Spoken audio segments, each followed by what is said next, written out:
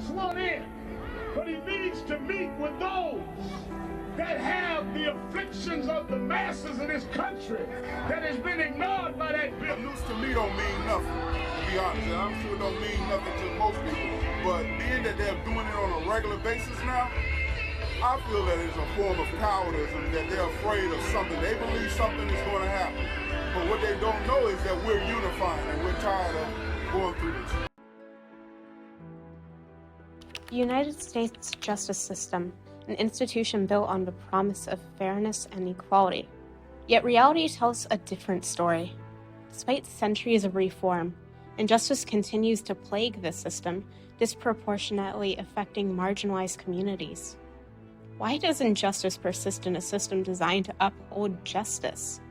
From overcrowded prisons to racial disparities and economic inequalities, the cracks are undeniable. For over 2 centuries, this system has stood as a pillar of American society, but behind its ideals of fairness and equality lies a troubling reality. With the highest incarceration rate in the world, systemic racism, and a growing public distrust, the U.S. justice system often raises more questions than it answers. To understand the roots of these issues, we must journey through history, examining the flaws of the past into the present. Along the way, we'll uncover lessons from systems that do things differently and explore how we can move toward a more equitable future.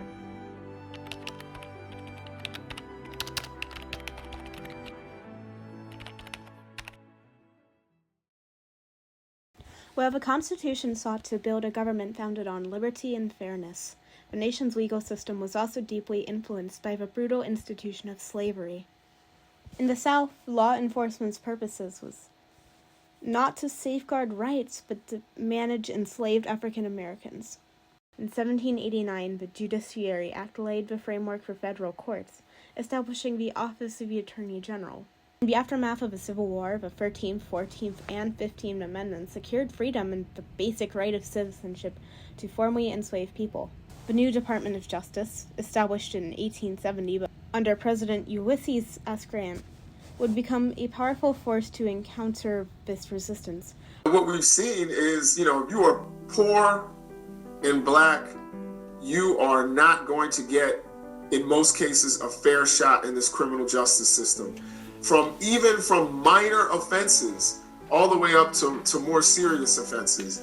Black Americans are more likely than whites to be stopped by police. Once stopped, they're more likely to be searched and arrested. Once arrested, they are more likely to be denied or simply not able to afford cash bail, and so they must wait in jail for weeks or months before a trial. Let's look back at a few times where the justice system failed as a fair and just organization. Let's jump to 1905 in rural Mississippi, where Mississippi State Penitentiary is intaking its first inmates. The prison is directly modeled after a traditional plantation. Prisoners are treated like slaves with little to eat, little to sleep, and an extreme lack of medical care while working on extremely dangerous sites. Some of these tasks involve dynamiting mining tunnels and clearing malaria-filled swamps. It was every bit of dehumanizing. The prison remained this way for the following 70 years. Same was true for a multitude of prisons across the U.S.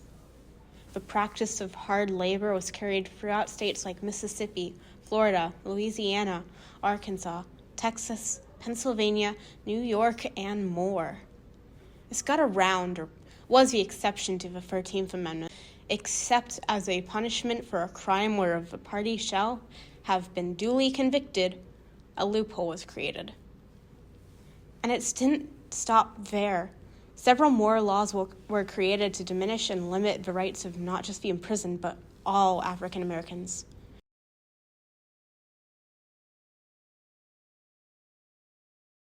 While racial violence has been on the forefront of minds in the wake of the Black Lives Matter movement, it's hardly a new development. Ralph Ellison's Invisible Man was set in the 1930s in the midst of a Harlem Renaissance. One of the most impactful scenes of the novel comes in the form of Todd Clifton's fate. Clifton comes face to face with an officer in the middle of the street one night, and the narrator arrives to witness their conflict. The cop begins shoving Clifton around, and when tensions escalated, the officer proceeded to shoot Clifton. Even just working nearby police officers is enough for the narrator to feel a spike of fear. Even simply looking at the looming figures of the free cops on horses in Chapter 16 was enough for the narrator to shiver, noting how the free white men mounted upon the free black horses. It demonstrates this power system in a metaphorical sense, how the white people will use the black people to perpetuate the system. It's a system that lingers in all aspects of the book. From the very beginning, the narrator is shown to be expelled from the Battle Royale, a brawling tourney where he's humiliated for the amusement of white men. Just how the justice system is one aspect of a broader topic of civil rights, the fear and violence caused by the police in Invisible Man is just one aspect in a broader discussion on racial inequality.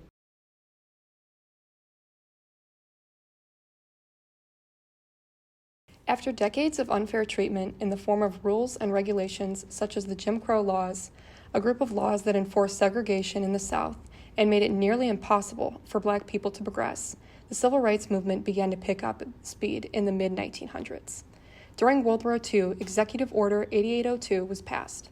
This order stated that national defense and government jobs were open to Americans regardless of race, color, or national origins. The Little Rock Nine volunteered to be the first black students in a previously all-white school. And in 1957, they made their way into Central High School in Little Rock, Arkansas, and faced mobs and the Arkansas National Guard. They tried again 2 weeks later and were successful, but later on had been removed due to violent threats. Although this isn't entirely successful, it brought national attention to the civil rights movement. To make a good point here, it wasn't about we just want to be with white kids. It was about being able to have the facilities and the books and an equal education. Right, and I agree. Now you get it, right? I Please am tell me you mature get it now. Yeah, I am mature now. Yeah. I have the power of reasoning. Right. Back then, I had no. You react to a situation. He was talking about not being raised in a racist family. I was raised in a racist family. And the main reason I want to be here today is to tell you how regretful I am for causing what should have been the best year of your life the most miserable. I went along because I was afraid. You can't imagine for 38 years how badly I have felt. A major win for the civil rights movement occurred on September 9, 1957. President Dwight D. Eisenhower signed the Civil Rights Act of 1957 into law, which was the first major civil rights legislation since the Reconstruction. This allowed federal prosecution of anyone who tried to prevent a person from voting and allowed for investigations of civil rights violations. 7 years later, on July 2nd of 1964, the Civil Rights Act of 1964 was passed. President Lyndon B. Johnson signed this act, which prohibits discrimination on the basis of sex, color, race, religion, or natural origin. 1 year later, in 1965, Johnson passed the Voting Rights Act, banning all voter literacy tests and ultimately declaring poll taxes unconstitutional. The last legislation passed during the Civil Rights Movement was the Fair Housing Act of 1968, which prevents housing discrimination based on sex, color, race, religion, or natural origin. In June 1971, President Richard Nixon declared drug usage in prison to be the public enemy number one, creating the war on drugs. The goal of this was to combat the use of illegal drugs, and it focused on increasing penalties, enforcement, and incarceration in order to get there, giving way to a period of mass incarceration in the United States. For some people, this was an adverse consequence of a well-intentioned policy. But for others, this is exactly what they wanted the policy to do. Also in 1971, the Controlled Substance Act, or CSA, was introduced. The purpose was to establish a federal policy to regulate the manufacturing, distribution, importation, exportation, and use of regulated substances.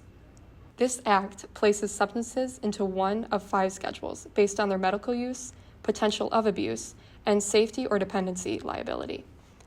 In 1986, Congress passed the Anti-Drug Abuse Act, which increased penalties for violating the CSA and gave $1.7 billion to spending on enforcement, as well as set mandatory minimum sentences for specific drug-related offenses. Overall, the war on drugs subjected people of color unfairly and resulted in mass incarceration, and mostly directed at minorities. The war on drugs never officially ended, and along with the mass incarceration and imprisonment of nonviolent drug offenders, minorities, and many others, it failed on almost every level. In modern times, the rate of drug use has gone up by 10%, and it was declared in 1971. Even if you don't explicitly mention race in a policy, you may still be making a policy about race. Sometimes that's intentional, and sometimes it's not. Germany has a very low crime rate and a very low incarceration rate, meaning a very low percentage of their citizens who are in prisons. By contrast, the United States murder rate is 9 times as high as in Germany, and we incarcerate 10 times at the rate of 10 times as many as they do in Germany. While the United States has a handful of clear flaws within its justice system, a different nation offers a different approach to handling the prosecuted. Germany has one of the most successful justice systems in terms of rehabilitation and releasing people back into society. According to fairandjustprosecution.org, since 2021, in Germany, 35% of released prisoners have become imprisoned within 3 years compared to the US is 68%. So why the large gap? Well, to simply place it, Germany's foundation is built on discovering the root causes of criminal behavior, such as social or psychological factors. Whereas the US's foundation is constructed on the intent for retribution, often at the expense of rehabilitation. Another reason for Germany's success in rehabilitation is the environment the prisoners are staying in.